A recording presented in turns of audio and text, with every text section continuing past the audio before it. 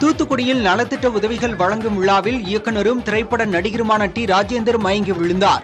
மழை வெள்ள பாதிப்பால் பாதிக்கப்பட்ட தூத்துக்குடி, நெல்லை, கன்னியாகுமரி மாவட்டங்களைச் சேர்ந்த பொதுமக்களுக்கு நலத்திட்ட உதவிகளை வழங்குவதற்காக இயக்குநர் டி ராஜேந்தர் சென்னையிலிருந்து விமானம் மூலம் தூத்துக்குடி சென்றார். அங்கு செய்தியாளர்களிடம் பேசிய அவர், அரசியலை மறந்து வேறொரு வாழ்க்கை வாழ்வதாகவும், மகன் சிலம்பரசன் ரசிகர் மன்றம் மற்றும் TR மன்றம் சார்பில் நலத்திட்ட உதவிகளை வழங்க உள்ளோம் எனவும் தெரிவித்தார். இதனைத் தொடர்ந்து தூத்துக்குடி மாநகரில் லெவிஞ்சிபுரம் பகுதியில் மழை வெள்ளத்தால் பாதிக்கப்பட்ட மக்களுக்கு டி ராஜேந்தர் நலத்திட்ட உதவிகள் வழங்கினார். அப்போது டி ராஜேந்தர் மயங்கி விழுந்ததால் அவரது ரசிகர் மன்றத்தினர் அதிர்ச்சிக்கு ஆளாகினர். தொடர்ந்து மயக்கமுற்ற டி ராஜேந்தர் முகத்தில் தண்ணீர் தெளித்து அவரை மயக்கத்திலிருந்து மீட்டனர். இதனால் நலத்திட்ட உதவிகள் வழங்குவதை பாதியிலேயே முடித்துக் கொண்டு டி ராஜேந்தர் புறப்பட்டுச் சென்றார்.